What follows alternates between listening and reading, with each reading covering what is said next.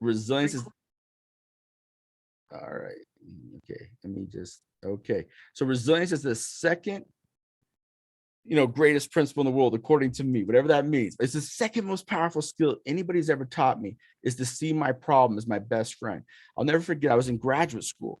I remember learning about the Kauai Resilience Project, and they did a 20-year study. They were looking at thousands of families who they were like, okay, two kids grow up in the same home, the same neighborhood, the same background.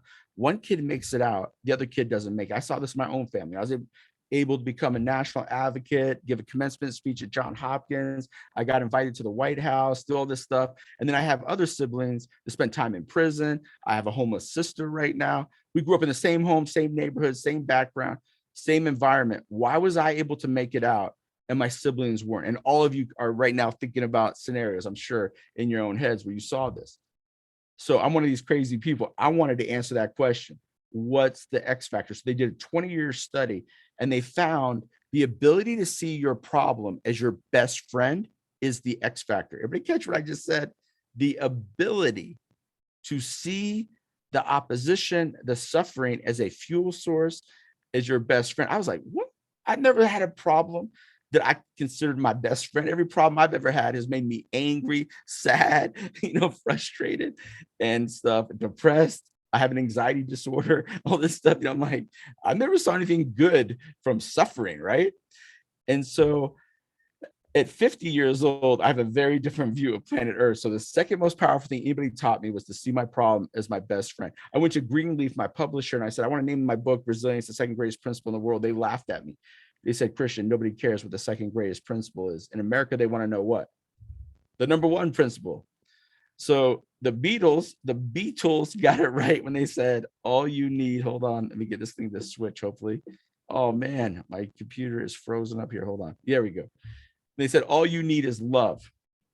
So I know there was many teachers before the Beatles, but I speak in a lot of settings. So love is the most powerful thing I've ever come across. The love I have for my wife, Wendy, Mama Jackson, my two boys, Cooper and Carson. When I feel like shutting down or giving up, it's that love I have for them. The love I feel back from them is the big motivator, right? So love is the most powerful thing I've ever come across. And Mama Jackson really planted the first seeds of resilience in front of me. I'll never forget, when I was missing lots of school, she'd come to my house. She sold cosmetics for Mary Kay. And I remember she had this Grand Am and for selling the cosmetics and stuff. And so she would come over to my house. My mom would say, Christian's too ill. He can't go to school today because I throw a tantrum in the morning. And my mom would say, Christian, please stop talking. And let's just say Mama Jackson wasn't rolling with that. So she would say, Mrs. Moore, you better step on out the way. And she'd come flying up the stairs and she'd pull me out of my bunk bed by my ear, my nose, my hair. I would gently hit the floor and we would gently go flying down the stairs. And she'd throw me in the back of her car. But what she would have in the back of that car was a green plate with warm food on it wrapped in tinfoil. And she'd pull over in front of my elementary school and she would say to me, Christian, I can't get rid of your parents' divorce, your parents' mental illness, the challenges at school, the challenges in this community, your learning disabilities, your anger. You have every reason to be angry, but you have to use that anger as a reason to turn in your homework, stay in school, make better decisions. She didn't get rid of my negative emotions. She told me how to embrace them and use them as a reason to prove people wrong, to knock down barriers. And you all know the roots of that history that was passed down to her generationally to work through those opposition and all that stuff. I don't need to explain that to this audience. And so now I was very blessed. Does that make sense? To be, to have been taught those things at such a young age. And so we know in the world of resilience, there's two types of love, right? We have unconditional love and we have conditional love. If this was a workshop on success, which it is not, this is a workshop on resilience. If it was a workshop on success, I would talk to you about conditional love. As a business owner, I have 20 employees or so. If my employees don't do A, B, or C, I might have to fire them, right? They got to perform or I got to let them go. That's a conditional situation. If you want control, money, status, power, create conditional love. I'll love you if ... Very effective for success, status, power, and control. Not effective at all to help people be resilient. Everybody catch that? Two different things.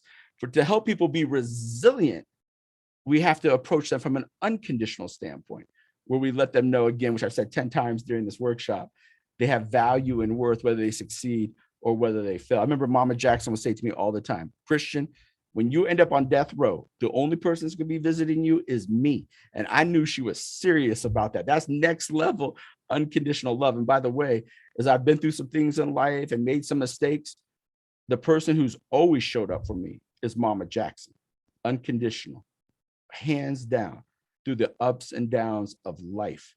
And I wish everybody had a Mama Jackson, but that's absolutely life changing for me. And so, again, in the world of resilience, we want to approach people way more from an unconditional standpoint. If I had more time, an activity I do when I'm with thousands of people, I'll say, write down the 5 or 10 people you spend the most time with. If 6 or more of those relationships are conditional, I'll love you if you have the same view, background, beliefs, skin color, whatever as me. If 6 or more of those are conditional, you're more likely to have more intense depression, anxiety, fear, all these things. If 6 or more of the main people you spend time with are unconditional, you're going to have way less anxiety, more motivation, less fear. You're going to be 10 times more resilient. So pay attention to the relationships in your life. How many of them are conditional? You know, I'm 50 years old. For years, most of the relationships in my life were conditional. I'll love you if dot, dot, dot, dot, dot.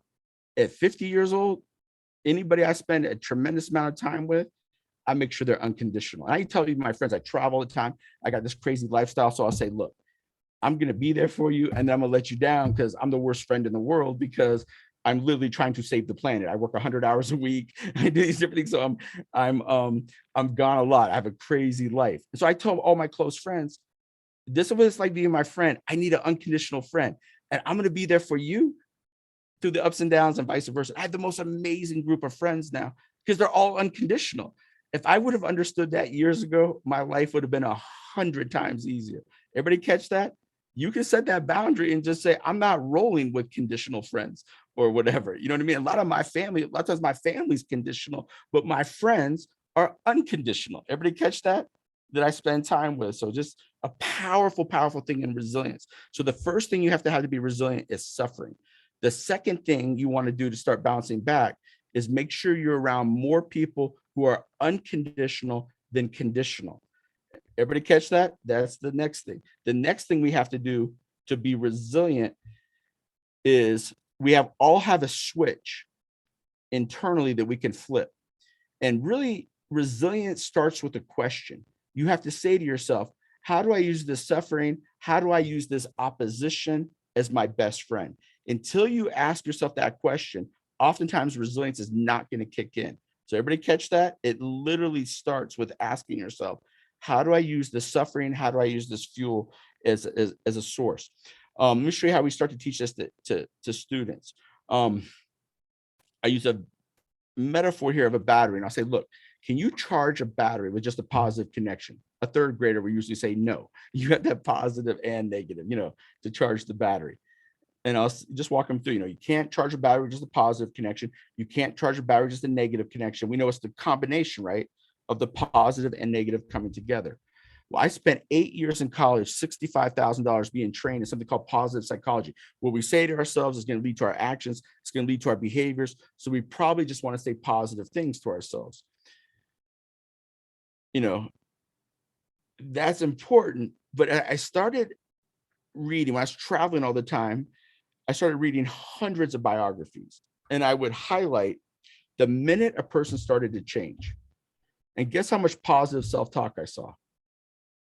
Almost zero. It literally blew me out of the water. Because remember, I spent 8 years in college, $65,000. You go to any psychology program in this country, they're going to teach you positive psychology. You go to Barnes and Noble, any bookstore, 99% of the self-help books all teach the same thing. What we say to ourselves is going to lead to our actions, going to lead to our behaviors. So we want to say positive things to ourselves. I don't know about you all, but when suffering shows up in my life, I don't have positive thoughts. You know what I mean? I feel angry, hurt, sad. And so I was like, I remember the first time I saw this, I was reading Christopher Reeve's biography. Everybody know who Christopher Reeves is? He played Superman. He's the opposite of me. He's tall, dark, handsome, talented. He's hiking mountains. He's this Renaissance guy. He works out 3 times a day, you know, extremely motivated, extremely talented, this extreme athlete, this actor, Renaissance guy. He gets thrown off the horse. He's paralyzed. Everybody knows the story. He goes to his wife and says, please help me commit suicide. I cannot deal with the reality to be at the top of the world. And now I'm rock bottom. And she negotiates with Christopher and says, look, just stay alive for the kids, stay alive for me. If you're still feeling like this in a few months, we'll relook at it. But you can see what she's doing. She's just buying time to keep Christopher alive. And we know the rest of the story. Christopher takes his anger, his sadness, his hurt. He takes all these negative emotions right here and he channels them into his rehab. And he makes some of the biggest progress in the paralysis community, in the paralysis community. And it's just this powerful, powerful story. And I remember thinking, man, he just channeled his negative emotions. He converted them into energy to overcome this tremendous challenge. Oprah, I was reading Oprah's biography, and same thing. I'm highlighting when she's changing. She was severely emotionally abused, physically abused, sexually abused. And she talks about the anger, the rage that came from that. And then she said, I'm going to use this to create healing. I'm going to use this to change this world, and the rest is history. Nelson Mandela took 27 years of being in the prison camp. I could sit here for the next hour and just rattle people off, but I know you guys know what I'm talking about. And so I was like, there's no law in the universe that says you cannot take negative emotions and create a productive outcome with them. And by the way, it's going to literally say that on my tombstone. Everybody catch what I just said? There is no law in the universe that says you cannot take negative emotions and create a productive outcome with it. So the last 4 years, we're literally taking tens of thousands of children by 3rd grade, and we teach them, first of all, if you feel anger, fear, sadness, regret, loneliness, depression, anxiety, there's nothing wrong with you. That is the human condition. Now, of course, if it's chronic, when I've had chronic anxiety, my mom had anxiety disorder, couldn't leave the house. The older I get, the more anxiety I get. It's genetic. It's in my family. We know mental health issues are very genetic. And so, I will literally, I might need to go talk to a therapist. I may need medication for my anxiety. So again, I'm a mental health worker. Let me be very clear. If it's chronic, you need to talk to someone. Everybody with me on that? But outside of that, there's no law that says you cannot. And even if you're in that situation, you can still learn how to use your negative emotions in a productive way. So we're teaching kids, the minute you feel sad, angry, or nervous or frustrated, the same thing Mama Jackson taught me when I was a child, you can use that as a reason to turn in your homework, stay in school, make better decisions. Just that 90% of adults have never been socialized on what to do with their negative emotions. So we don't even teach kids how to maximize their negative emotions. We only teach them positive psychology. Everybody catch that? And so the reason why my book is called The Resilience Breakthrough, it's the only book that shows children and families how to maximize the negative emotions as well as the positive emotions. So think about this. If you have to wait for positive emotions to show up before you put one foot in front of another, you're at a massive resilience disadvantage. Everybody catch what I just said? And you only have half the fuel to bounce back from. So when we were looking at tens of thousands of kids whose moms were in prison, dad was an alcoholic, they had tremendous social problems, and they were thriving, all of them were maximizing their negative emotions. Everybody catch that? All of them talked about every day feeling sad, depressed, angry, hurt, lonely. But they said, because of that, I'm going to turn in my homework. I'm going to get this scholarship, knowing my family has any money to help me go to college. I'm angry. I'm upset. I'm going to use that as a fuel source. To say that caught my attention is a understatement. And I was like, why are we not teaching kids this?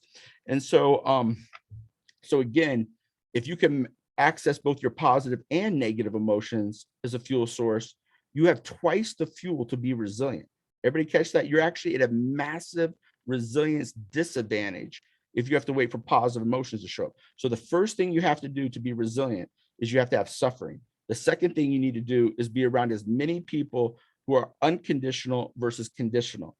The third thing you need to do is maximize both your positive and negative emotions. And this is what you see, this massive, the most fastest growing thing around the world is something called mindfulness.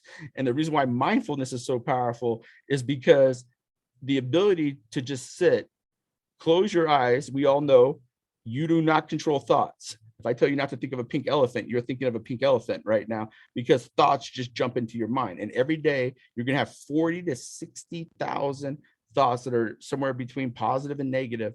And the ability to observe the thoughts, not judge them, and use them as a fuel source is massively life-changing. Most of my life, whatever emotion I was feeling, I would physically act it out in ways. Like, for example, if someone disrespected me, I disrespected them back. If someone hit me, I hit them back. I had no control over my emotions. And the ability to sit and observe your emotions is one of the most powerful things, and not respond to them. And that is, again, that's the fastest growing theory basically on the planet right now. And so the ability to do that is extremely powerful. So the question is, how do we put that in a language that's relevant to these kids? The other thing that's powerful here is, if you think about it, what makes you human is the fact that you do feel sad, you do feel angry, you do feel lonely, you do have opposition. That's literally the birthplace of humanity. If you didn't experience those negative emotions, you would be a robot. You would be a machine. You'd be artificial intelligence. It's literally the birthplace of humanity. It's what makes you most special. Everybody catch that? That's one of the most powerful things in the world. I was speaking a few years ago by the University of Iowa, and there was a bunch of professors in the humanities department there. And I'm teaching the battery, and they go, "Christian, you don't even understand your own battery." I go, "What do you mean?" They go, "Do you realize the greatest music, the greatest art, the greatest literature, the greatest plays, the greatest comedians, all of them are channeling negative emotions?" And I'm like, "What do you mean?" They just try to give me example after example. They said, "All right, Hemingway dealt with heartbreak. He wrote the most powerful emotional books because he was channeling heartbreak into his writing. Picasso took the War of Spain, and he's seen his countrymen get killed, and he channels that into this incredible artwork. Mama Jackson understood social justice issues. She knew I was a kid in crisis as a child. And so she channeled those emotions and healing. Does that make sense? Into me, which impacted millions of people. You have just so many examples. What Mandela did. He took heartbreak, a mistake, and he channeled that to create reconciliation in South Africa. There's millions of examples. It's interesting. It's the number one funeral talk. The number one thing we talk about at a person's funeral is literally what they did with their negative emotions. Pay attention to it. I've been to 20 funerals since I've understood this. This is all they talk about at a funeral usually, is what they did with the opposition, what they did with the suffering. Number one funeral talk. So imagine by third grade, knowing how to maximize both your positive and negative emotions, when 90% of adults don't even know how to do that. Everybody catch that? And we're literally teaching that to kids by third grade. That's the breakthrough. And so we're maximizing both, positive, negative emotions. And so you can just see the hope in a child when they realize it's as normal as breathing to feel sad, hurt, or angry. Does that make sense? It's the human condition. So we want them to be able to maximize both their positive and negative emotions. You see, all emotion is energy. Today in psychology, we're becoming less and less concerned whether an emotion is positive or negative. What we care about is, what is the outcome with the emotion? Because if someone, Martin Luther King took hate, disrespect, injustice, and he channeled that in a productive way. Everybody with me on that? So it's one of the most powerful things is to learn how to do this. It's just that there's $100 billion industry just teaching positive psychology. And my argument is that's half the equation. And you see people who are resilient, they're maximizing all their emotional states. And this is what Brene Brown talks a lot about with vulnerability. It's what makes us human is the fact that we mess up, we make mistakes. I traveled with people for 20 years, probably 100 different people. When I'm with someone and they're perfect, they don't mess up, they don't make mistakes, I'm lonely because I can't connect with them. Intimacy and human connection is born in our imperfections. It is literally what is most special about us. And so many people have been taught the opposite of this their entire lives. Um, so it's one thing to tell a child, hey, I want you to maximize both your positive and negative emotions, right? But where does the inner motivation come from to do this? So this is the X factor. This is the formula, this the sweet sauce or whatever you want to call it. Everybody with me on that? So now we're going to get to the real stuff here. So the first thing you have to tap into to maximize both your positive and negative emotions is something called relational resilience. And there's a tremendous amount of data behind this. This is a picture of my two boys, Cooper and Carson. They're a little older now, but if I never got invited to speak again, I would go work in 4 different fast food restaurants because they need me, I need them. That makes me what? Relationally resilient. It's funny, I said that for years, and then COVID hit, and I didn't speak for almost a year. I'm like, oh crap, don't be careful what you say. And but I didn't go on shutdown. I worked sometimes over 100 hours a week, pulled my company out of bankruptcy, and like everybody in America had to do during COVID. And but what motivated me to do that is your greatest motivation to not give up is the knowledge that others need you and you need them. It's that inner dependence. You draw strength from the emotional support of others. You realize your greatest power comes from human connection. And Mama Jackson, of course, was that relationship for me. One of my favorite examples is Dick and Rick Hoyt, who ran in over 240 triathlons together. He said when he became the legs for his son, it completely transformed his life. He just passed away a couple of weeks ago, the father. And he said, literally, if I had more time in the video, I'm going to just tell you the video because of time, but he said, something literally comes from his body to my body that motivated us in these 240 triathlons. And that's relational resilience. You don't have to be born with it. We can literally teach it. You know, Harriet Tubman freed over 200 slaves during the Underground Railroad. You know, she was in my Maryland history books. They never really told me the real story. The slaves, they would be out, you know, with Harriet Tubman would be trying to save them, and they would hear the dogs coming towards them in the woods. They see the lights coming towards them. The real story is she actually went to a museum last year, and the real story is she had a shotgun, and she'd explain to them, if you turn back around, we're all going to get captured. So you have to keep coming with me. And, you know, she's holding the shotgun, and she communicated the message. They kept walking with her because she could not have them go back, or otherwise they're all captured. And she's the grandmother of my profession, social work. Jane Addams is the mother of social work, who started the Whole Houses in Chicago. But this is the grandmother of social work. She started the first retirement homes in Philadelphia for African Americans and did some of the first organized social work. So when someone says to you, who's the founder of social work, it is Harriet Tubman. And so she's the grandmother of social work. Jane Addams is the mother. All right, just want to make sure everybody knows that. All right, and then you'll see soldiers coming home from war. They may be lost an arm, a leg, a limb. And I've sat next to many of these guys on planes and women, and they'll say, if they could go back, they would go back. Is it because of politics? No. It's because of camaraderie. It's the love for their fellow soldiers. The other day, I was on a plane sitting next to a 4-star general, and I was teaching him these 4 sources of resilience. He said, it's interesting, your relational resilience, Christian, is the #1 goal of boot camp. We know if they have that interdependence, they'll follow rules in the field. They're more likely to you know, bond, to be more effective. We know it is the biggest X factor. And I'm like, how many of you all knowing that? It was about 150 years. And I'm like, wait, hold up. The US military has known for 150 years the greatest way to motivate someone is through relational resilience, but we don't make sure every child in our public schools have access to relational resilience. And he goes, I never thought of that. We probably should have shared that a while ago. I'm like, yes. And so anyways, we're making sure every child has access to relational resilience. And you do not have to be born with it. We can literally teach it. Because of time, I got to skip a couple of these here. The second place that resilience comes from internally. So remember, all of this is from within. Because again, there's hundreds of books that talk about the attributes of resilience: hard work, determination, perseverance. But I wanted to know where it came from internally. So in the last 5 minutes here, I'm just going to highlight the other ones here. In my book, The Resilience Breakthrough, we have 27 strategies on how to build your relational resilience, your street resilience, resource, and rock bottom. So street resilience, real quick, is you take the pain of disrespect, social inequality, and mistakes and use it as fuel to propel you forward. And it could be any type of disrespect. Human beings will disrespect each other over weight, height, shoe size, skin color, culture, background.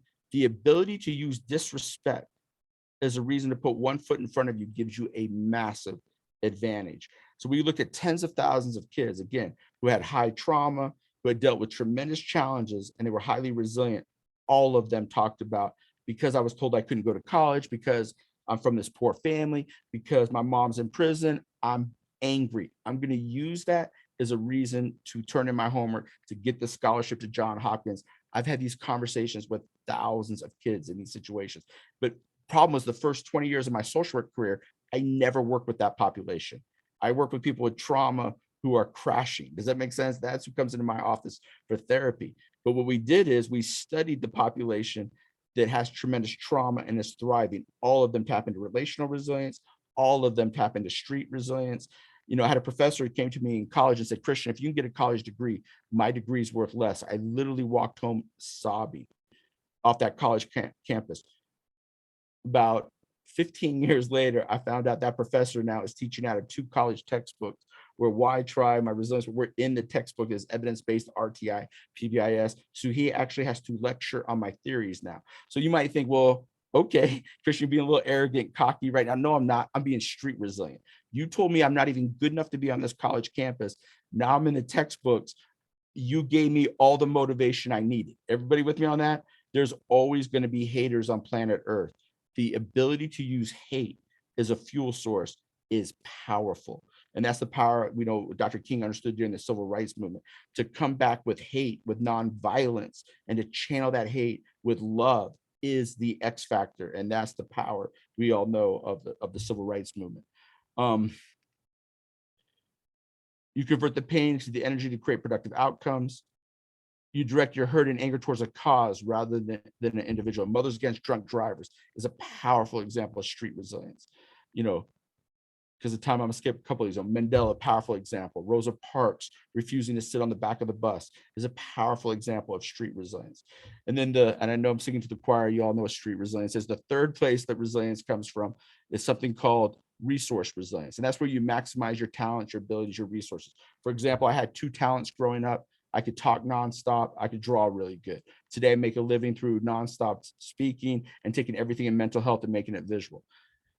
So when I was a kid, they would beat me with a wood paddle for my nonstop speaking. Today I'm paid to speak nonstop. The principal should have put down the wood paddle and explained to me the number one fear in America is public speaking, and I have conduct disorder, so I don't really care what other people think about me. He should have celebrated, does that make sense, my skills instead of beating me with a wood paddle. One of my favorite heroes for resource resilience is Kyle Maynard, born with no arms, no legs. He owns a gym right now in Atlanta. He wrestled in high school and college. He recently put rubber balls on the end of his stubs and crawled to the top of Mount Kilimanjaro. That's the power of maximizing where you stand. All any of us can do is be resilient in the reality of how much money we do or not have in the bank, who our boss is, our child being sick, the challenges we're having with our spouse. Resilience takes place in the striving. It's not a destination. I've never reached resilience. Nobody's perfectly resilient. There's no such thing as that. Resilience is an effort effect. It's just showing up when you have every reason to shut down. You just continue to put one foot in front of another. So it's not a destination. Resilience is a journey. You never land on resilience. Everybody catch that? It's an effort effect. And that's what Kyle Maynard taught me right here. It's just grinding in the reality of the suffering and the reality of the pain.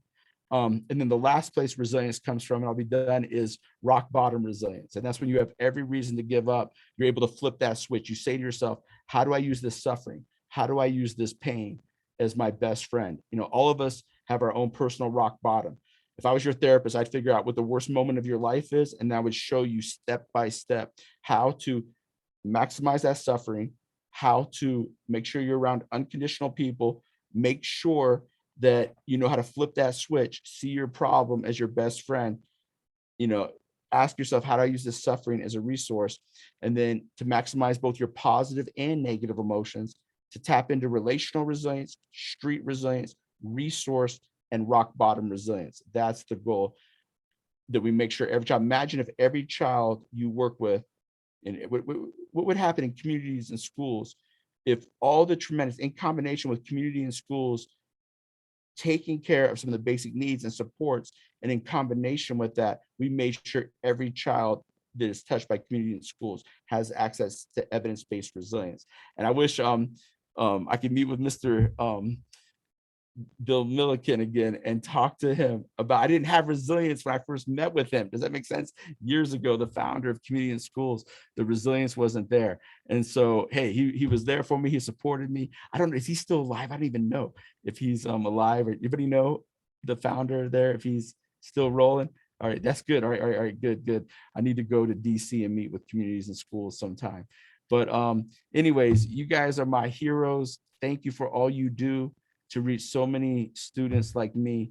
You're involved in the most important work on the planet, especially right now, what's happening in this country. These kids need you more than any other time. And you're doing heroic work. To access more information, you just go to whytry.org. You can access us easily at whytry.org, whytry.org. We have free webinars you can see. We have a free parenting guide. If you go to whytry.org, you'll see our parenting guide. So we show families how to teach these skills in the home, which now it's almost like 100,000 families have downloaded our free parenting guide. So please access that. I have a podcast called the Resilience Breakthrough Podcast. The Resilience Breakthrough Podcast, where we teach this stuff all the time. We interview incredible educators and amazing stories of resilience across the country. And we've just entered like the top 5% of education podcasts. And so please check out the Resilience Breakthrough Podcast. Check out, and just go to whytry.org. The other thing is, if you want to access kind of a free webinar, someone explaining all this to the director, whoever you need to, if there's other people you want to see this, you can just go to whytry.org. You can see, you can schedule a demo there at whytry.org if you want to share this. And I know I'm going to be back doing more stuff with community and schools. I wish I could be in North Carolina in person. I love the food. I'm a barbecue guy, so I get back out there. I know some of y'all know what some BBQ is, and so that's what I'm looking forward to. But anyways, I miss that vinegar-based barbecue sauce. Woo! All right, my friends, peace out. Love you guys. Love you so much. Keep fighting the fight. Thank you, Christian. Hold on there, Christian. And again, we just want to say thank you for what you have shared with us on today. And listen, we do have time still for questions. All right. Now there's a break from 9:45 now to about 10:30. There is nothing left on the agenda, really.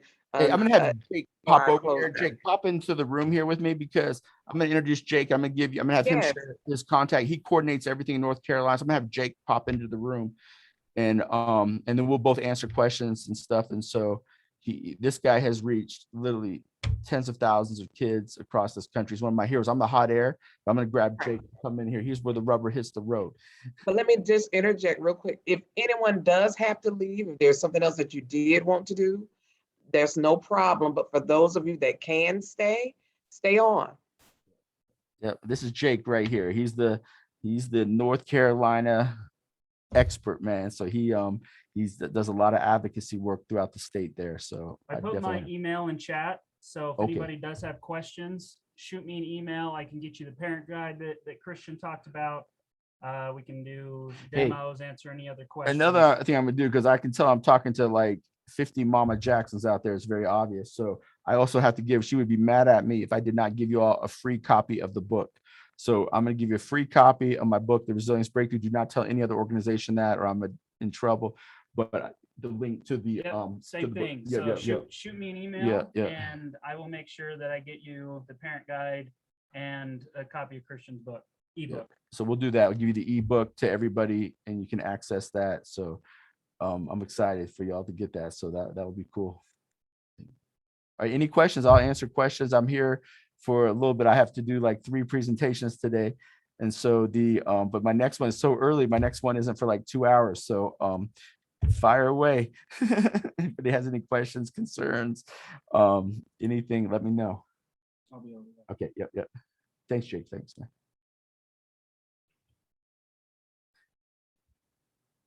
A question that people often ask me is, what happened to my brother, Sean? Actually, Sean is flying out to see me in like about a week.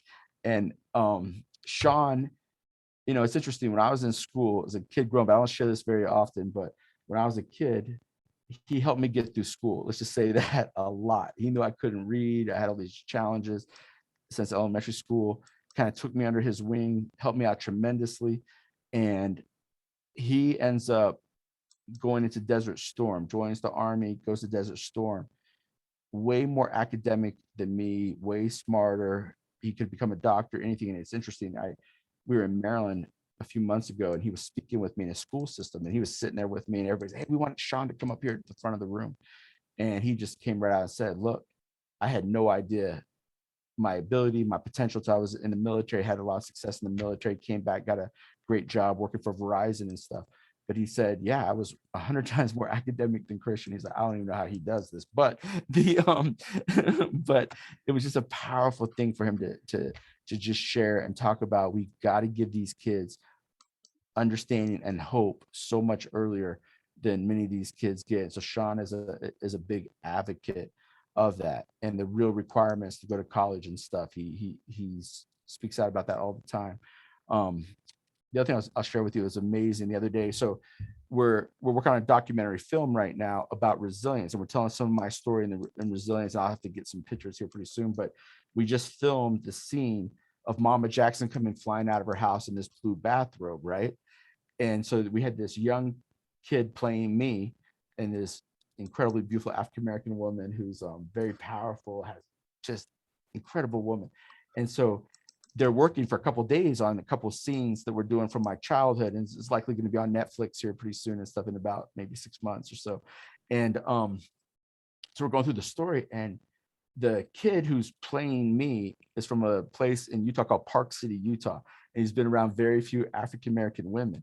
And he has to keep hugging her in the scene, and she's working with him and doing all the things in the scene. You know, she rolls down the window and stuff when my buddies take off and the police show up and all this stuff. And so this kid literally starts crying on the set because he's hugging this African-American woman like 10 times. He's just feeling this unconditional love from her, and he doesn't even know how to process it. I'm standing there off the set with the father, and he's crying too. Remember, these are the actors playing my childhood, and the people are sobbing from the experience of just playing out my childhood. It was the most unbelievable experience.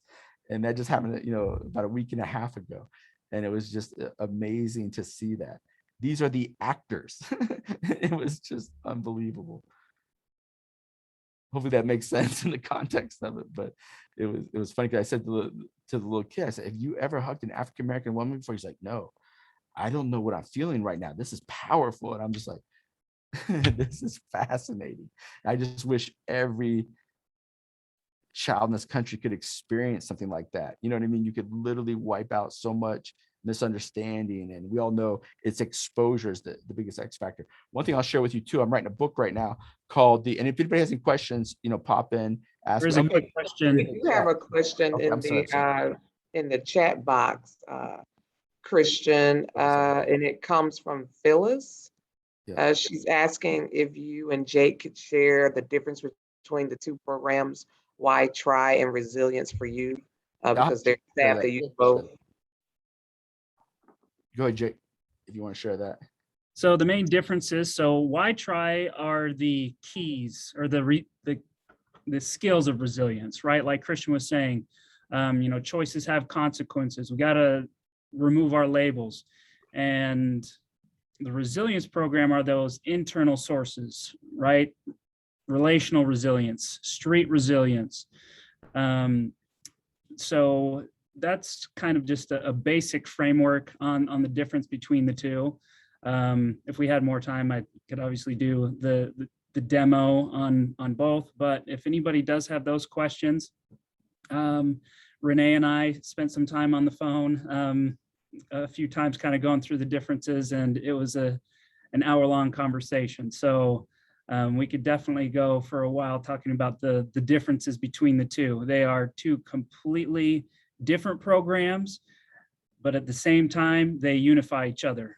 Why Try is the foundation, and resilience is the beautiful building that's built on that foundation. Okay, may I say something, Nicole? Okay, I'm Danny Stedman. I'm the Executive Director for Communities and Schools in Robeson County in North Carolina. But Christian, you are one of our heroes. We highly respect you. My staff, many of my staff are in this session. We use everything that you have promoted extensively in our schools, and it makes a difference. It makes a difference, and we believe in you. We believe in what Y-Tri promotes. In fact, I have new staff that they're only going to be with me for through the end of June because they're re-engagement coaches. But I felt it was important enough that they are going to have the training that's coming on. I think it's next week that they're, I paid for the training for them as well. So, we believe in you, and Jake is a phenomenal person to work with. Thank you, Jake, for all you do. Thank you, sir. Thank you. I appreciate you sharing that. Thank you. Thank you. And again, you guys believed in me early in my career, and I'll never forget Bill Milliken believing in me early in my career. And so, it's always been a beautiful partnership over the years with community and schools. We definitely have the same goal, the same mission, and it's an honor to work with you guys. And I need to go, like, community and schools is very familiar with Y-Tribe. They're not as much familiar with resilience. And it sounds like in your community you are, but I would love to maybe talk, or you and Jake could talk on, I know I'm going to be in DC in a few weeks and stuff. So anyways, I'd love to introduce resilience. Maybe we do a pilot with resilience in North Carolina, and then maybe share with the national organization and reconnect. The national organization has gotten involved with Y-Tri, but not so much with the resilience. So I'm just throwing that out in the future if we want to collaborate on that or do something. It's worth it. We have done it. We had a grant, and I was able to pay for the resilience training. It's worth it. Thank you. And by the way, that's a cool hat you have on. I'm a big hat guy. And Thank so you. I love that hat. That's awesome. That's awesome. Thank you. Any other questions from anyone? We want to take up too much of Christian and Jake's time. And Christian is going to be doing a keynote for y'all in the November meeting. Very cool. November 19th, it's our gratitude celebration. So Right. get your award nominations in, but he is going to be our main speaker that day. And I think it's going to be phenomenal. I can't wait. All right. Well, again, we want to thank you, Christian, and thank you, Jake, for joining us on today. Listen, you still have Jake's email. If you think of any questions post this session, just shoot Jake an email. He'll receive them and get those questions out. Don't forget to send him an email so that he'll send you the e-copy of the real resilience breakthrough. And hopefully next time I'll have the Dave Matthews Band queued up like it was supposed to be. I do apologize, but I was jamming in here on my own. But anyway. I felt it through the waves, man. I miss seeing you guys right, in person, but thanks for everything. And thanks for all you guys are doing again for these kids, man. These kids need you, and you guys are involved in the most important work. Much respect. Yes, sir. Yes, sir. Thank you for sharing your story and your passion. Thank you guys. Thank you.